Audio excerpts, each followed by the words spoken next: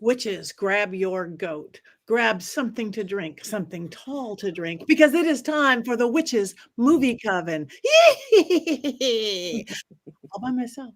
We are witches talking about witches in movies, and you get to join the conversation right here, right now, in real time. We're glad that you are here. We are today talking about the movie Oddity. I just finished watching it. Ooh. Who are we? I am Patti Negri. I am one of your hosts. You might know me from my podcast, The Witching Hour, or from Ghost Adventures, or from my work with Overnight Crew. Or from here, there, and everywhere. But let me introduce you or pass this on to my beautiful co-hosts. Let's start with lovely Courtney Buckley. That's me. I'm Courtney Buckley, Ghost Bait on Scared and Alone, resident Salem witch, and I'm excited to be here tonight, I gotta say. Any hexes can come my way tonight because this was my pick. Yay, thank you very much. And she popped in. Hello, beautiful. We'll get to you more. Yay. All right. First, okay, before we get there, Richard-Lael, say hey. Hi, Richard-Lael is one name, not two. If I were just Richard, I would be a. That's right. I am known as the gentleman psychic. I'm a psychic medium. I used to be a psychic small, but I gained some weight. I am really easy to find. I am a little bit of everywhere. You may have seen me on Ghost Adventures. You may have seen me at University of Magicus. You may find me on some street corners. I don't know. Sometimes. You never know. With that, I am Richard-Lael. Thank you very much. And of course, the one and only Heather Green. Hi, that's me. I am a editor at Llewellyn Worldwide, working with wonderful authors, all writing about witchcraft and other occult topics, one of whom is sitting here in our coven, and we'll talk about that later. And I am also a journalist covering occult in the media, and I'm working on a really fun article right now, and I can't wait to be able to tell you about that. Oops. Can you hear me better now? I just got a message. My mic was not showing. It's actually not on camera. There we go. There's my radio mic. And I am also the author of Lights, Camera, Witchcraft, which is the definitive guide to witches in American film and television from the beginning to 2020 and beyond. And you can find me on social media here and in running Mystic South in July. I hope to see you all there. Thank you very much. Now, we do not have the lovely Jason Mankey today, but we have someone even more lovely with even lovelier locks. Peeking right down there, dear friend, wonderful, amazing woman, Bloody Mary. Welcome, Bloody Mary. Hi. Greetings. Glad to be able to join you, and even had time to watch our movie last night. Yay. So I'm Bloody Mary, New Orleans. You can find me here. You can find me in the mirror.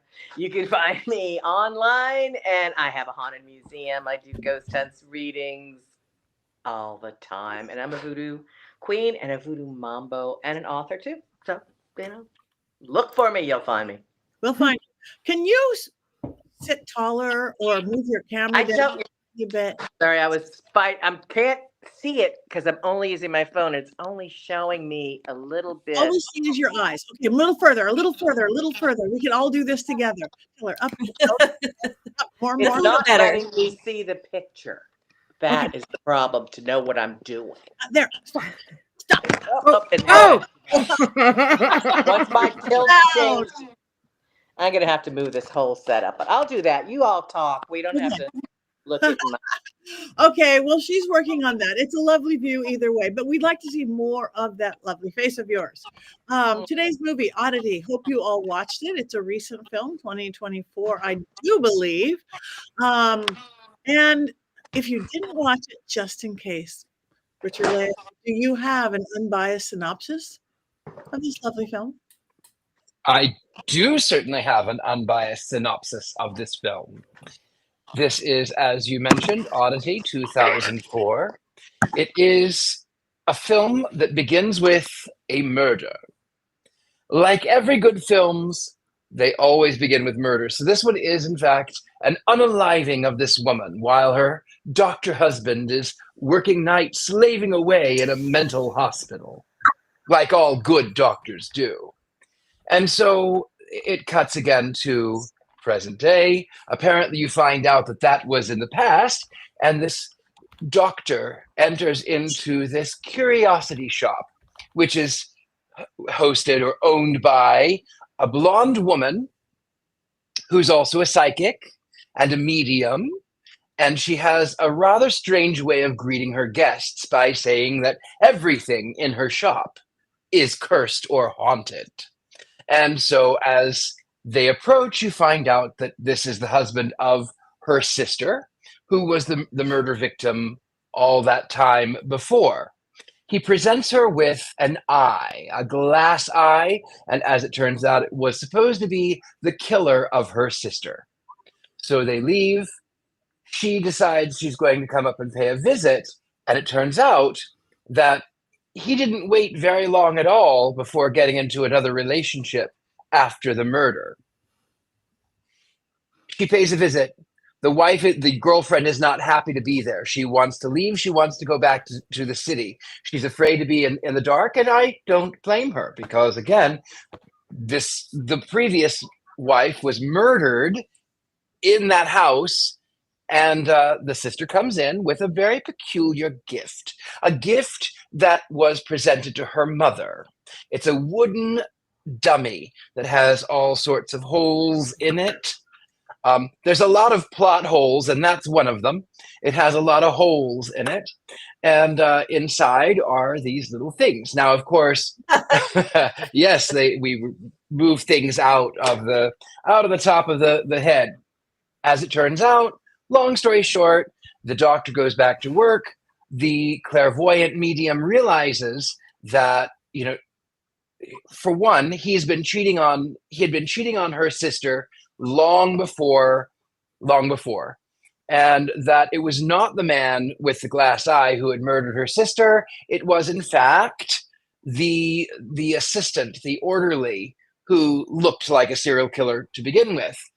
And the bigger plot twist is you find out that he was ordered, this orderly, by the doctor to murder the wife because he didn't want to lose his house.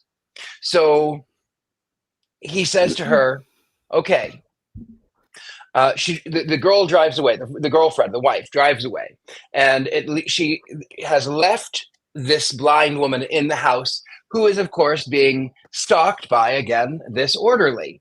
And the woman is blind.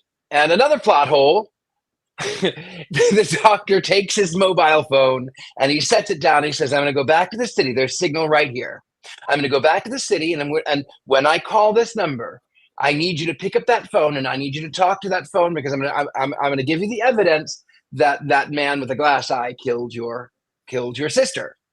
So he goes back to the city, and the phone rings and she picks it up and she falls through a trap door. Why is there a trap door? Because it's a plot hole. That's why. She falls through that plot hole and she lands kerplunk on her back. And then, of course, the orderly comes in and he calls the doctor and he tells him that he found the mobile phone and that it had sustained quite a fall and that it was broken. It was still on, but it wouldn't survive such a fall, meaning, of course, double-coded for the woman. And this blind psychic witch ends up by connecting with this wooden figure who has chased down and stalked the orderly. When the orderly is discovered, he finds himself in a mental institution because he apparently had been asking for a priest, said that he had this wooden creature had come to life and had stalked him through the house. And so the doctor, knowing that this man is his undoing, says, well, I recommended that you be here and you're on these medications. He goes back to the house, the good doctor, and had received, I forgot to mention this, he received another gift from the blind psychic, which was that of a guest bell at a hotel. Now, according to the legend, ding, ding, ding, when the bell was rung, a ghostly figure of a bellboy would appear, and it was the last people who rang the bell were found dead. And so this very rational doctor who does not believe in the paranormal, does not believe in ghosts, he decides, you know what? I'm going to ring that bell. And he does. He rings that bell. Oh, that's not a very good ring. That's also not a very good ring. Anyway, he rings the bell.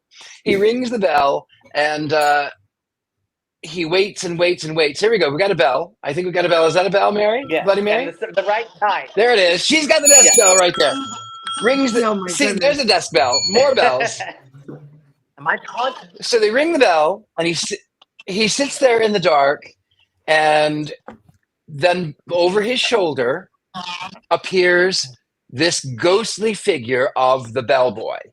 And that is the end. Roll credits, spoilers, and all. There were so many plot holes that I told you all about them. Thank you. But it Thank was you. good. Heather. We completely understand the film. Heather, lovely Heather, our academic on this situation. Is there other maybe more things that we do need to know about the film?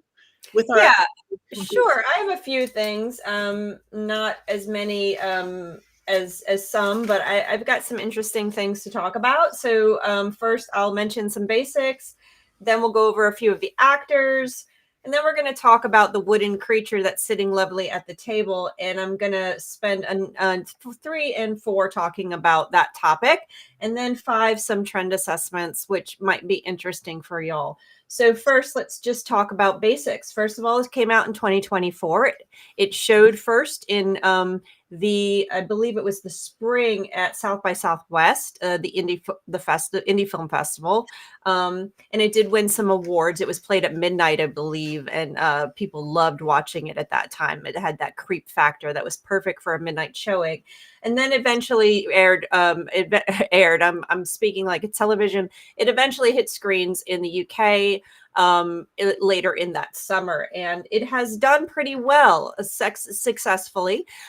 Its budget has not been released. I looked in a number of places, I couldn't find the exact budget, but it is low budget. And other films of this type are usually that are this low budget horror, are usually they could be as low as 15,000. I mean, you're talking about low budget. How low this was, I do not know.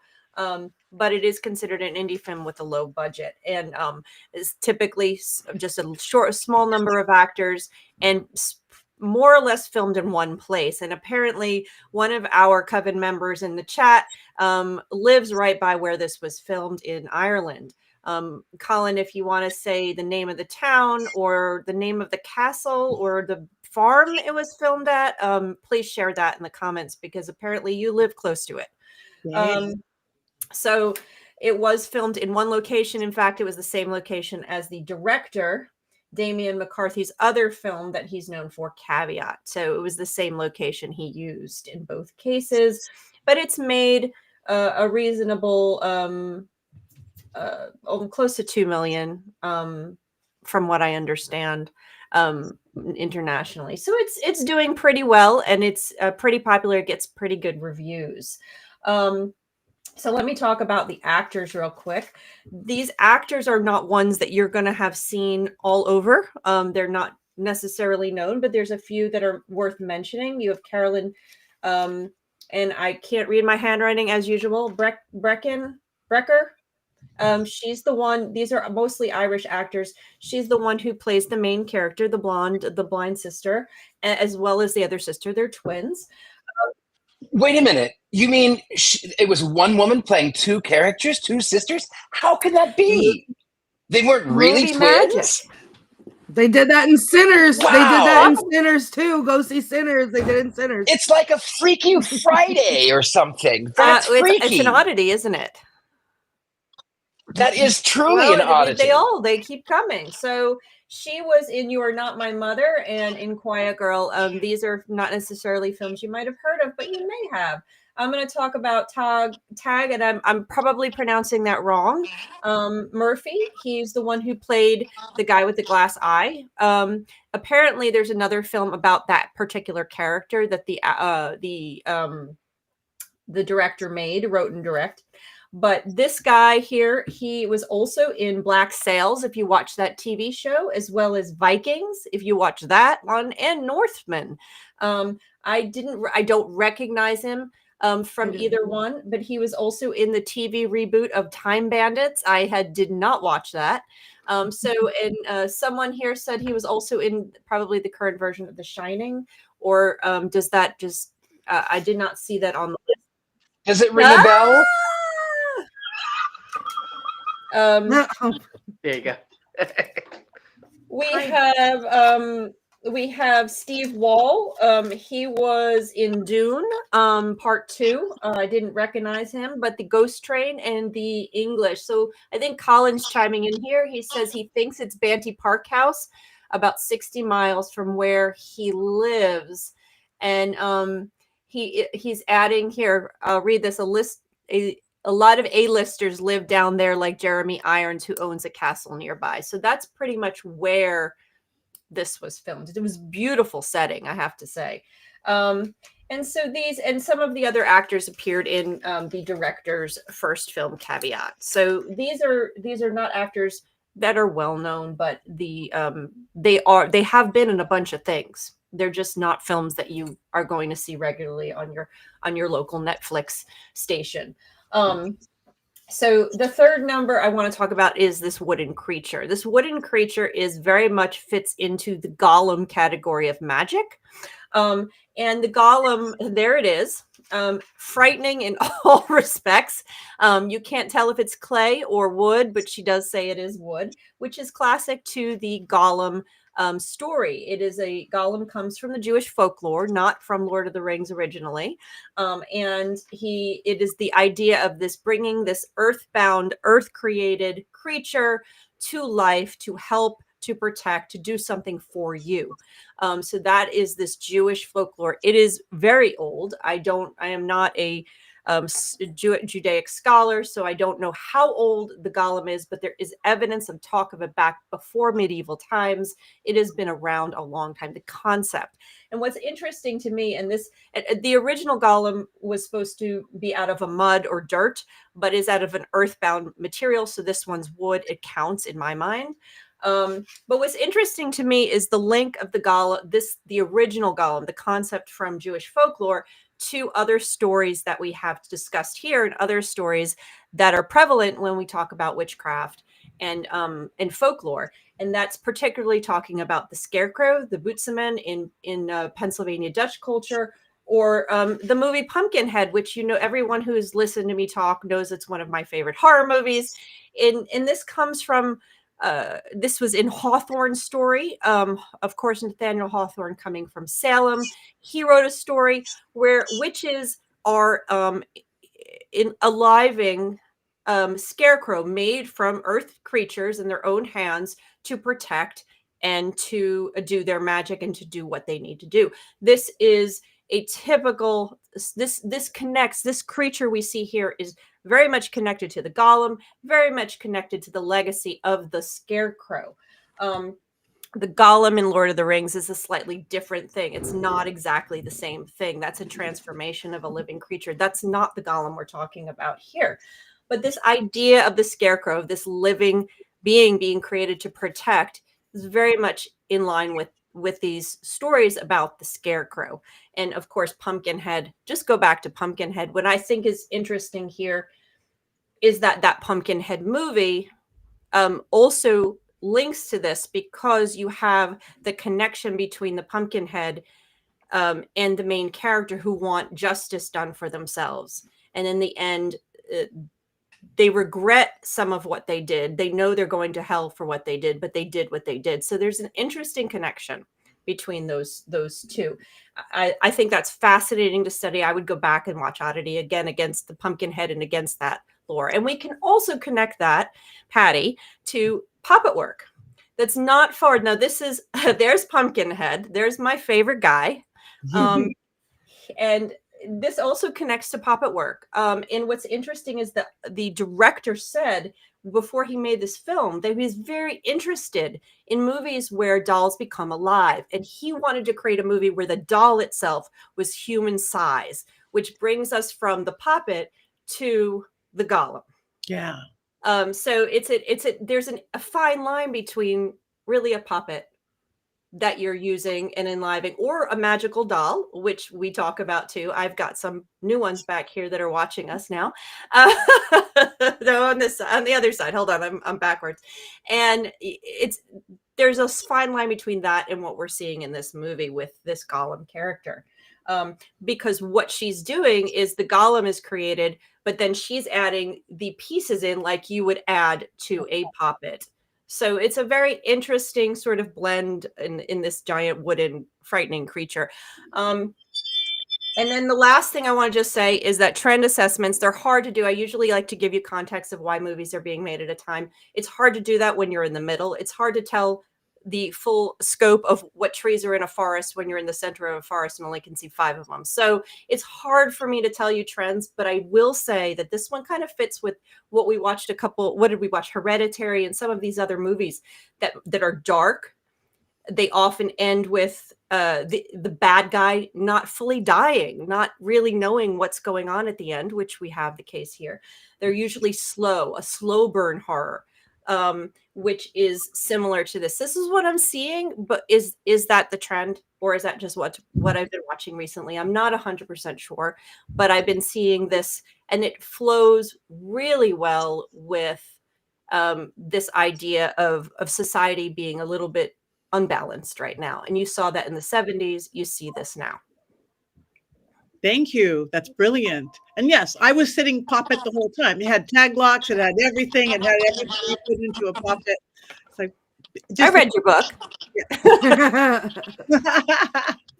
I Okay. thought it was very voodoo and very Nikisi. Yeah. Tell us about so animating wooden dolls and carvings and bringing them to life, having either whether small dolls or large Nikisi wooden or clay, because you need the life form in there. The only thing I would argue big time was you wouldn't leave those holes open. Anything could jump in, anything could get out. It's not a contained magic to animate. You would have to have that sealed, possibly unsealed to go in, but it's not that good to go back and forth. Blood is good. You need animal, vegetable, and mineral matter. They probably had all that. The tooth is a nice touch, but I would not have left those darn holes open. Maybe the mouth. And then they could have put a scroll in like they did in the real Gollum. So a Gollum and a Nikisi is pretty much the same as you're animating with the building blocks: animal, vegetable, mineral matter, words of power, which were probably done in the actual making. And, I like that it was a Gollum. And even though it was more wood, which is less heard of, it was still interesting. And there were carvings on the head. There was some form of sigil. It wasn't old Jewish writing, but it was definitely of the mystical variety. So I liked the big mods, kind of big, kind of bulky, but that's what Golems were. They weren't fast moving. And I suppose in retrospect, it was probably the Gollum that killed the man in the asylum that she sent, that squashed him into a million pieces. So it's good to have a Gollum to do the dirty work, Thank you. That's And speaking, because I have one, Mary makes beautiful and magical dolls. I have lots of Nikisis and power protectors and regular more little ones that people are used to for, poppets, but the big protectors, the assistants in magic that hold and house spirits that are animated, that may have more ingredients than that guy did. I'm not that big on the picture, but other than that, yeah. Yeah, 5 holes. And then I can't really still see the symbol. Do you recognize that symbol? I think I don't it recognize looks like a bastardization of the Helm of Awe is what it looks like. It looks like a bastard. Wait. Yeah, it's not quite that. I don't think it's quite that. Not quite. And does it have more holes than a bowling ball or not? Can you bowl with it? Can you take off the head and multi-purpose? These are important questions. Yeah, it looks like a bowling ball. It looked like at first I was like, what the hell? My fingers in there. But the mouth open was good, but too bad it couldn't open close, and they could have put the animated scroll in there and things. But hey, designer to designer. Yeah, he's big. He's big. Big and bulky and woody, yeah. All right. Who wants to chat first? Courtney? Me, I have so many thoughts about this movie. Okay. I'm pretty sure. So I saw this movie in the theater. I'm pretty sure I texted our group chat while my butt was still in the seat. As soon as I saw that things were being pulled out of his head, I was like, this is witchcraft and we're going to have to talk about this. From a cinematic standpoint, as someone who loves horror movies, and I've talked here a lot about the problems that I have with horror movies, I think that this film did things right. For me, the scene where she's watching back and she is seeing her sister get murdered, and there's I think they build tension really nice where she's opening up the tent. You know there's going to be a jump scare, and I think they used the jump scare in this movie very tastefully. You always know that there's going to be a jump scare, it's coming, but they make you wait just slightly too long that you start to think, okay, maybe I got it wrong, and then boom, it gets you. And when that face popped out of the side of the tent, I screamed out loud in the movie theater. I never do that, and I screamed out loud. I thought it was great. It was scary. I think also one of the problems that I have with horror movies is when they show the monster, it always ruins it for me because your imagination is always scarier. However, in this movie, the monster, the Gollum, I mean, the monster was the husband, but the scary creature, the Gollum, he was there the whole time. And he was sitting there in the background of shots to the point that it almost made you laugh while you were watching, like, because they would just be casually sitting there talking and he's in the back like, oh my God. Oh, I don't like that one. Put that down. Okay. Well, he's like, no, put it away. Oh, I'm scared and alone. So he's just sitting back there with his mouth open. But then there's like those subtle things where like they change where they're standing in the house and he's in the background, but his head is turned towards them. So it gives that background, like it's like Heather said, it's that slow burn. It didn't have to be in your face with gore and jump scares and everything else, because it was that sense of dread and that keeping you on your edge of your seat, because it's like untrustworthy. You don't know who is doing what. And then cannibals, like, hello, that's amazing. Like biting the guy's toes off and then probably eating him because he didn't have his mask on anymore at the end. That was great. And the other problem that I have with horror movies is the ending. To me, the ending always ruins it. This ending, I remember being blown away in the movie theater. And then tonight when I rewatched it, thinking it was just so awesome, where it again, it's not an in-your-face jump like I was expecting it to be. I was expecting him to ring the bell and then it cut back and then it cut back to his face and the guy's going to be right here or like something. None of that happened. And they did it so many times. And the guy starts to relax, so you start to relax, and then there he is, and he's just chilling there, and you know something terrible is incoming, but we don't have to see it because we know. But it was like that, all right, there it is, like moment. Okay, stop putting that man up. He's so scary.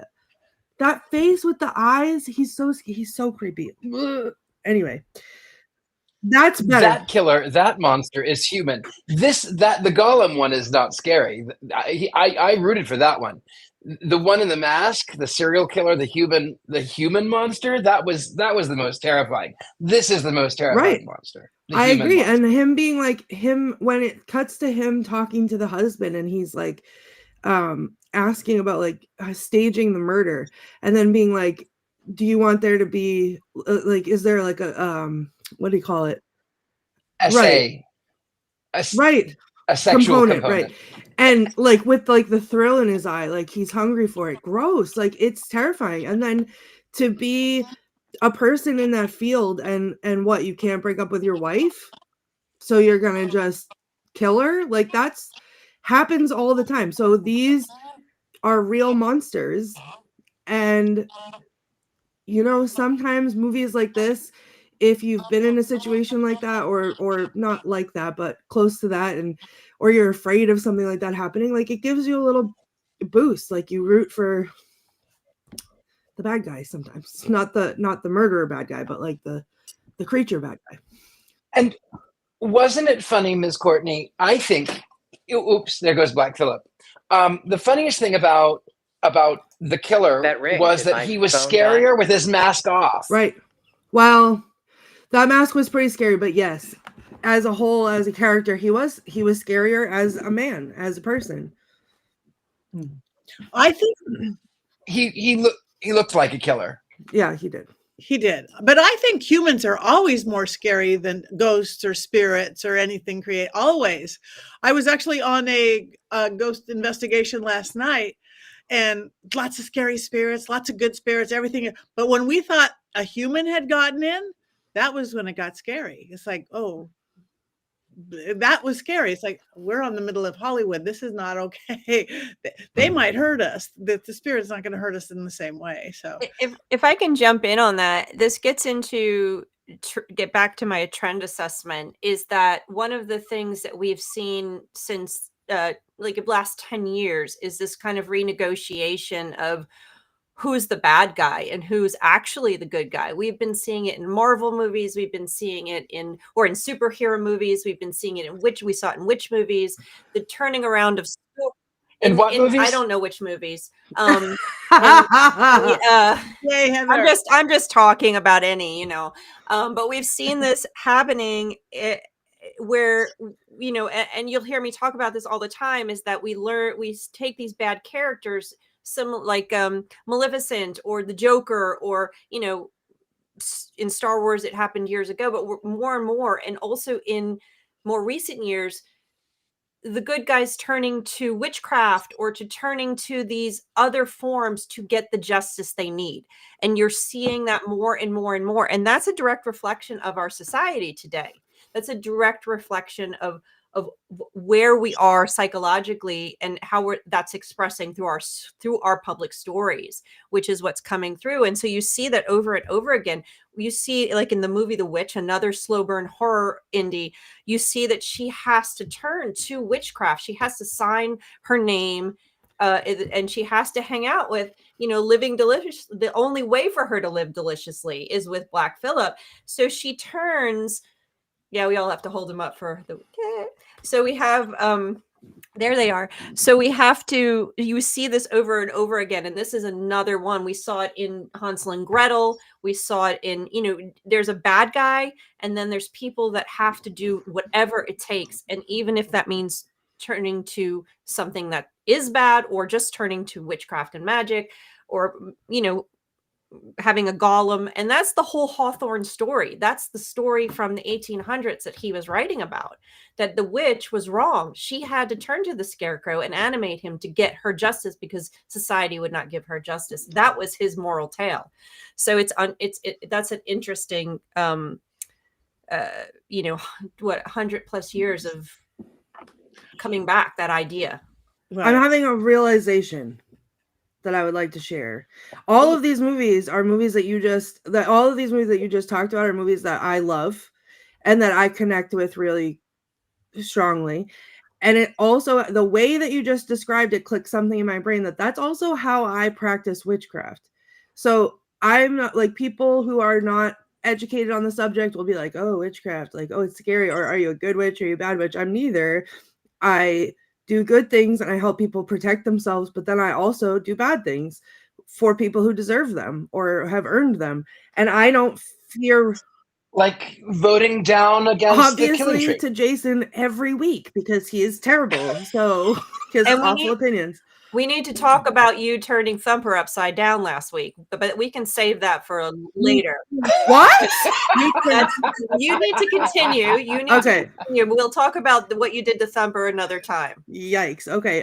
Anyway, so, but in reality, and it's people always tell me that like they're afraid of what I do when I do bad things, and it's that to me it's not a bad thing. I'm restoring balance. Someone did something terrible, so they need to be brought to scales here. So that's how I view it, and I don't fear the retribution, like anything coming back to me, because to me it's justice, and that's the word, is it's the justice of the situation.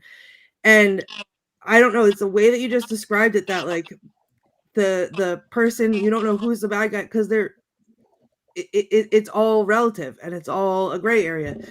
I don't know. That just struck a chord with me so hard that like I grew up not having justice, and now I've grown into a witch who gives other people theirs and enjoys movies that everybody gets theirs also.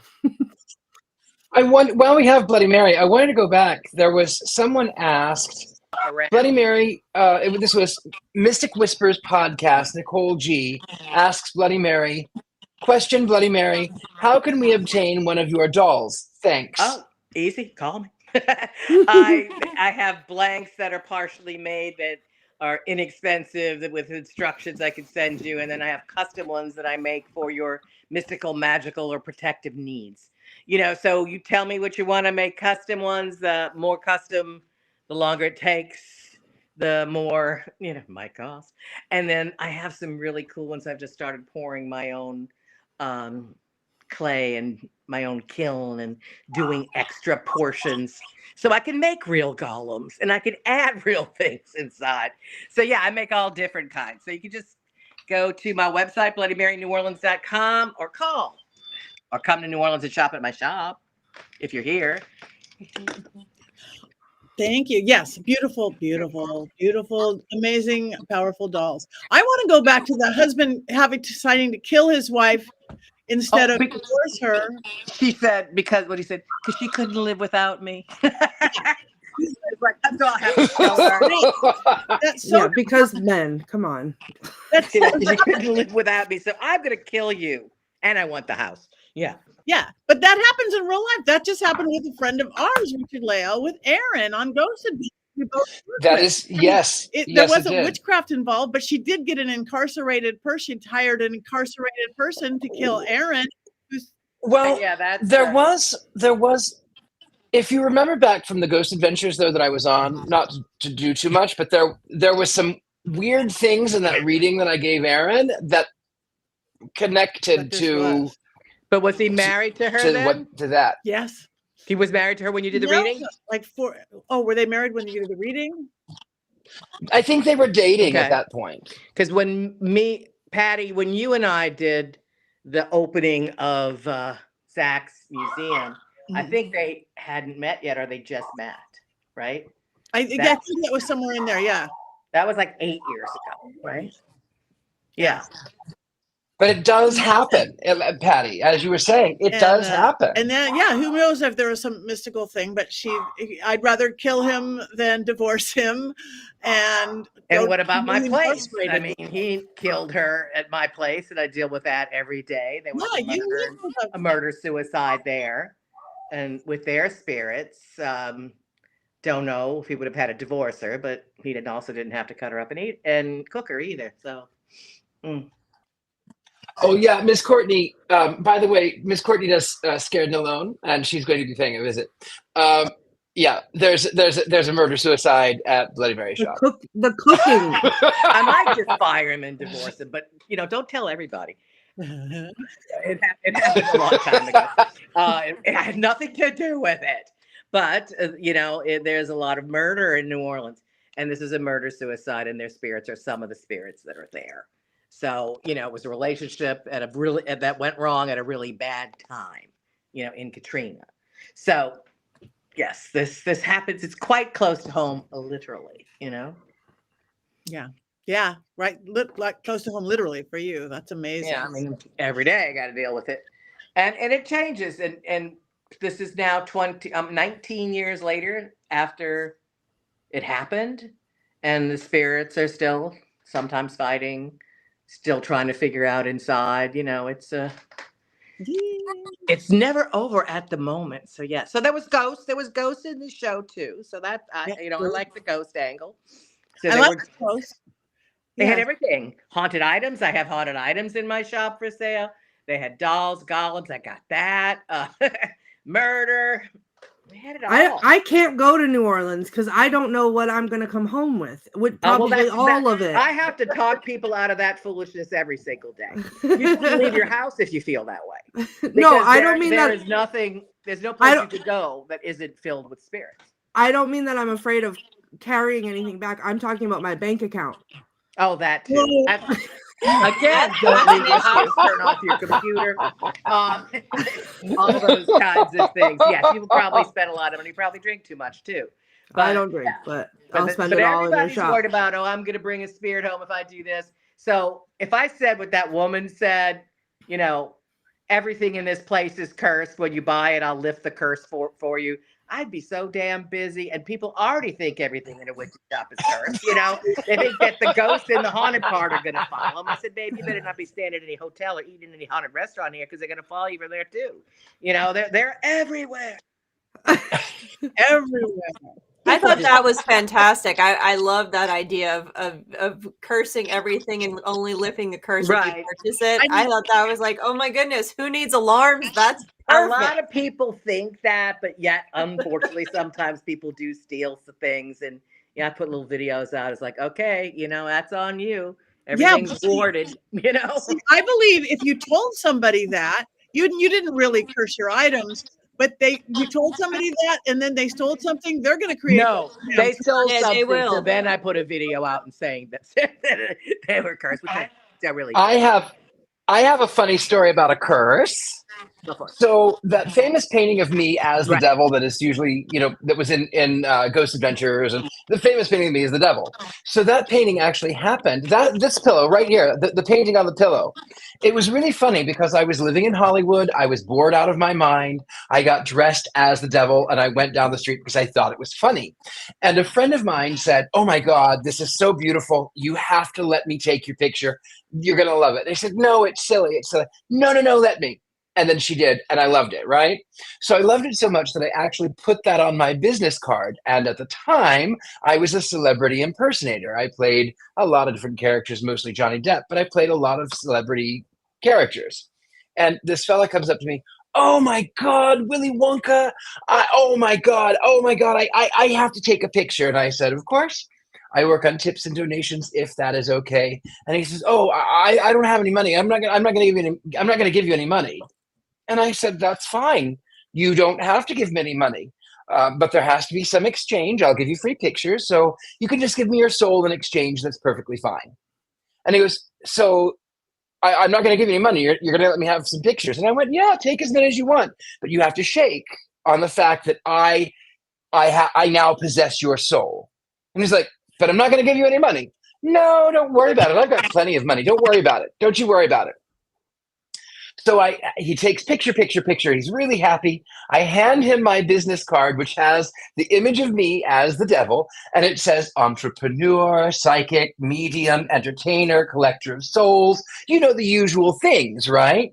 I hand him my business card, and I said, "If you change your mind, you know where to find me."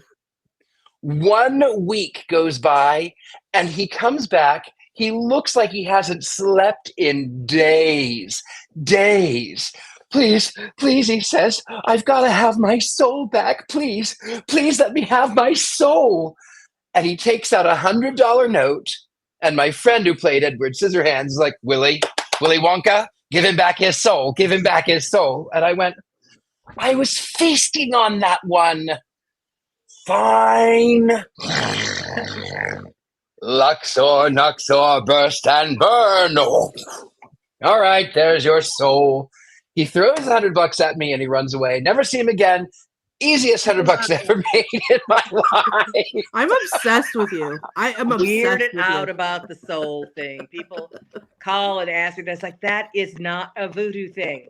Go away. "Oh, why won't you take my soul? I need work done." It's like, just go there. It's like, God, it's not good enough. All right, that's hysterical. I like that little you'll be hexed though. I'm just thinking of, I don't have a shop or anything, but when I'm at conventions and stuff, if I have to step away for a while and leave my panties there alone, I should say, as long as you're not leaving the huge orbs behind as well. So exactly. Okay, Haunted I am with you, Courtney. I loved the film.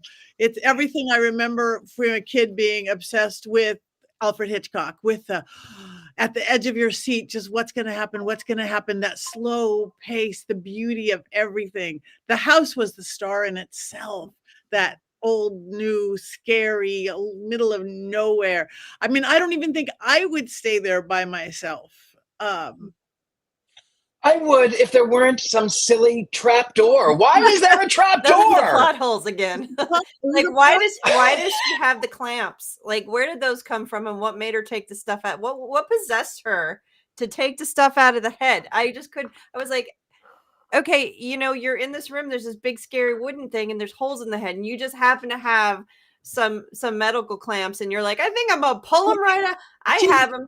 I need those to work on dolls, but I don't know why she had them just laying around this empty farmhouse. Pharmaceutical. She's in pharmaceutical at the nurse thing. Nurses always have them.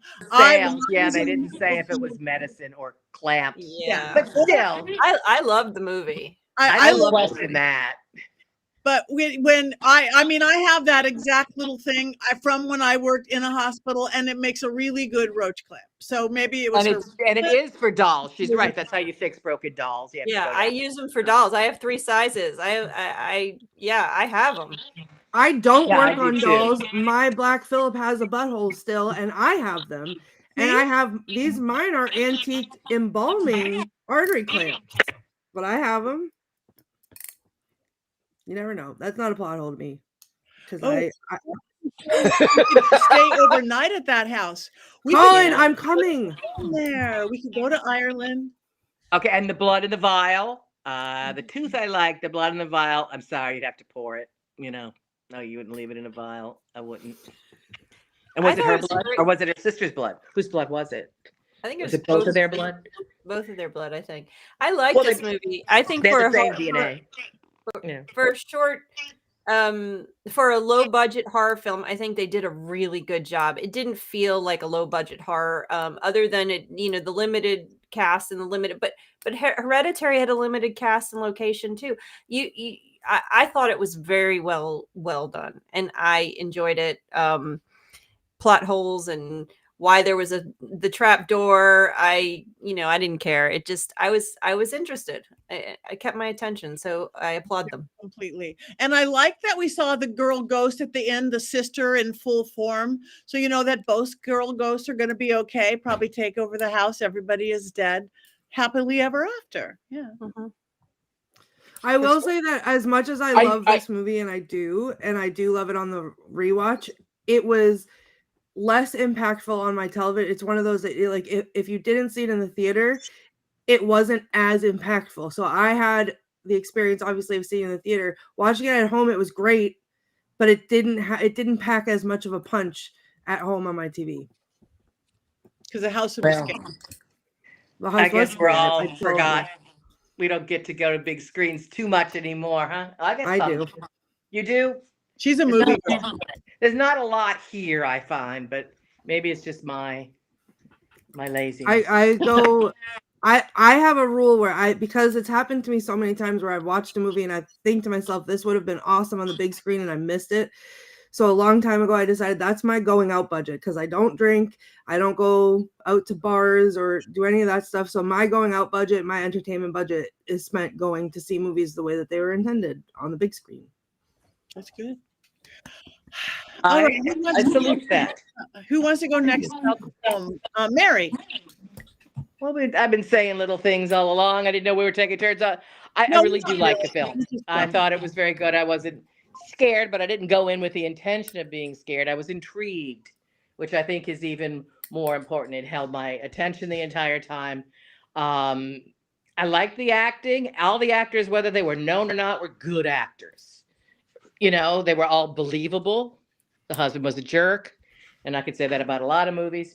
But even the asylum, just seeing a few rooms, all of that stuff was very suspenseful and was all done really well. The magic was, 80%, 90% correct without maybe saying, oh, they're not doing this right. I liked it all. I would recommend it to my friends. And the low budget, kudos to that. I don't see why certain things have to be so expensive. They get to make more profit. Good. Yeah. Good for all. I agree. I loved it too. I loved it. I loved every second of it. It did remind me a little bit of Alfred Hitchcock. It did remind me a little bit of some of the early cinema. I thought it was incredibly suspenseful. I did, however, have from the beginning my inclination. I kept thinking, oh, I bet the doctor is behind it. I bet the doctor's behind it. I bet the doctor's behind it. And then I really had hoped that the sisters were not dead. I thought maybe just maybe they're not ghosts. Maybe this has just been a plot the entire time to find out that, you know, this guy has tried to kill her, and maybe there was a double cross, and maybe both of the sisters are alive. But no, they were dead. Like a happy family, big dead happy family. But I liked it. Anybody else? Anything else to say? I have one more thing to say, that I do think for anyone that hasn't seen it, I think a lot of it, like watching it today, a lot of it was like, oh yeah, I kind of saw that come, even though I'd already seen it, but like thinking outside of the box, like a lot of it you do kind of see coming. There are predictable spots, but it's like, I think even though it's predictable, they do it in such an unpredictable way that it doesn't matter that you saw it coming, because you didn't see it coming the way that they do it, to me. Right. There's only agree. so many ways to tell a story. There's only so many things they, you know, and they used canned stuff, but they meshed it in with beautiful scenery and the way they filmed it and the story they were telling. It's like, okay, I'll run with it. It didn't feel old. It didn't feel, you know.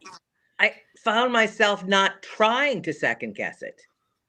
Mhm. You know, not trying to expect anything, or like I usually, oh, I know what's going to happen here. I didn't try any of that. I just accepted it and watched it as it was, which is unusual for a movie because I'm usually always trying to guess ahead of myself. Mhm. Kept you in the now. Yeah. I You agree. got lost in the story it was telling. You're welcome, everyone. Courtney- You're welcome. Courtney, do you have any quotes? I only have 2, and you guys stole one of them, which is fine because there was. That's okay. Say it again. So obviously it was the and if you're thinking of stealing something, you should know every item in here is cursed. Curses are lifted at the time of purchase. And I thought, if I ever own a shop, obviously that's what I will do. And then my other one is when she's the blind sister is sitting at the table with the girlfriend, and the Gollum is sitting at the table with them, obviously. And she's asking her, like, if you stayed here at night, and this scene, if you stayed here at night and someone knocked on the door, like it was a lunatic, would you let him in? And the girlfriend says, do I look stupid? To the blind sister, who says, I have no idea what you look like. You sound stupid. She says, she says, excuse me? And then the sister says, do I look stupid? And she said, no. And then she goes, well, my sister and I were identical, so that must mean that she didn't look stupid either, which I thought was such an interesting backhanded way to be like, don't blame her for opening the door. Like, Yeah. I don't know. I just loved it. So It was a great exchange. It was a really well-written exchange. You could feel the uncomfortableness creeping. Colin says, a bit of trivia. This movie was filmed not too far from where French movie producer Sophie Toscan du Plantier was murdered 20 years ago under circumstances similar to the movie. Interesting. Gollum? Yeah, Colin. No, Barrett I'm in a said. Gollum was killed. I Oh, doubt Gollum. that. Or just Probably a murder. husband, or just a husband tryst situation. Wow. Yeah, if it had the Gollum in it too, then we really should look up that case. Yeah. we should- I'll look it up on the plane on the way over.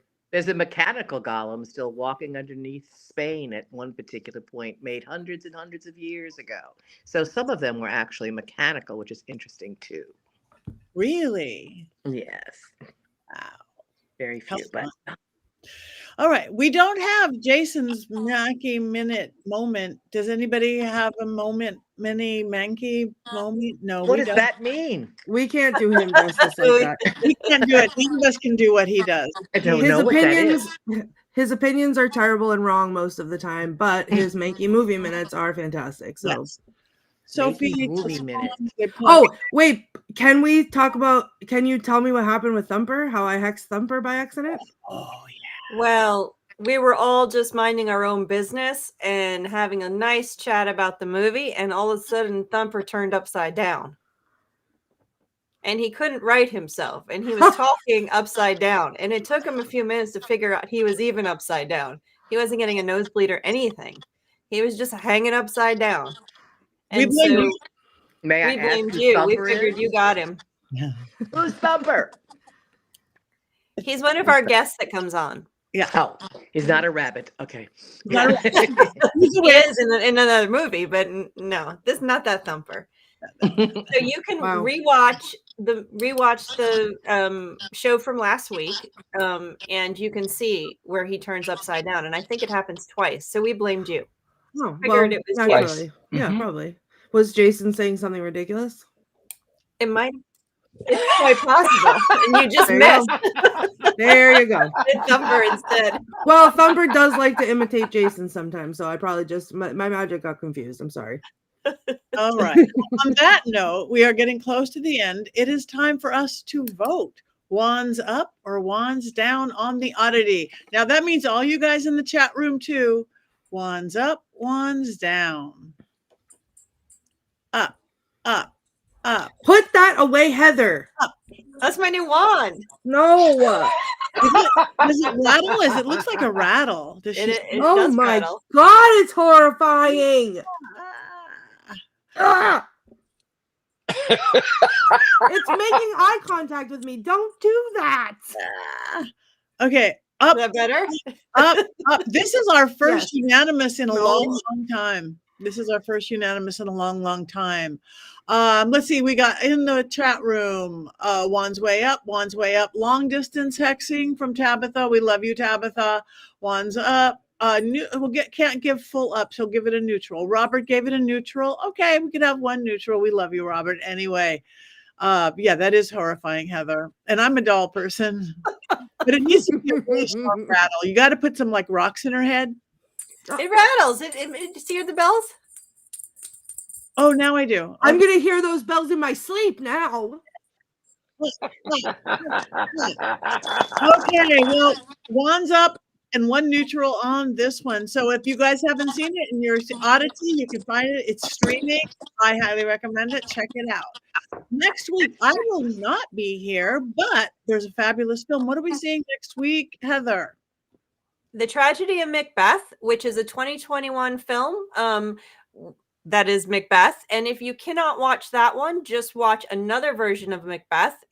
Everyone uses the same script and we can have lots of conversations. In fact, I sense that we probably will be talking about other versions of Macbeth as well and doing some comparisons. So the Tragedy of Macbeth, 2021, if you can't, just watch anyone and there's lots of options. I'll try to list some, we'll try to list some, but it's not hard to find a movie that is based on Shakespeare's play. Thank you very much. Okay, before we go, does anybody have anything coming up that they want to talk about in the next? Richard? I'll be well. I'm still planning to go to Scotland. I'm not going to Ireland where this was filmed, but I'll be in Scotland next year, next June. You can go to tracelesstours.com, and then it's the Sacred Tours. You could find Richard-Lael Tours. Lisa Parker is here, so many people may be going with us. Several people are. Anyway, and I'm easy to find. I'm the gentleman psychic. I'm really Anybody easy. else? I'll talk about Mystic South again. We have that coming up in July. We're getting really close. We're only a couple months out now. I'll be there. I am on the board, but I also will be doing two presentations this year, not dolls. This year I'm going to be talking about the movie movie spells from the movies, as well as I'm on a panel about initiatory Wicca. So I'll be doing a few things and just walking around and hoping the conference and working on keeping the conference going smooth. So I hope to see everybody in Atlanta in July. That's beautiful. Thank you. Anybody else? Okay, I will go. This weekend. Oh, wait. So Mary, Her lips are moving. did you have something? No. Yeah. No. Okay, I will talk. This weekend, anywhere near Penhurst Asylum, super haunted, super spooky. Everybody's going from both the paranormal world and the horror world. It's a para-horror combo. So join us there, get wet, get cold, get spooked, scared. I will be scared and alone with people coming to visit me. So I'll just be imitating Courtney the whole time. That's this weekend. Go to penhurst.asylum.com to find out more. Next weekend, I'm going to be at the Palmer House in Minnesota. This is a public event and filming if anybody wants to go at Spooky Haunted Palmer House. So I'm going to be with all those spooky kinds for the next few weeks. And the next week after that, Dallas, Texas. So go to my website, pattinegri.com. My whole schedule is there. Check out classes. You can take classes with Richard-Lael and myself at universitymagicus.com or magicu.org. And come back next Wednesday, please. Anything else? Then it's time to cackle. You guys, I get time to cackle. 1, 2, 3. Yay!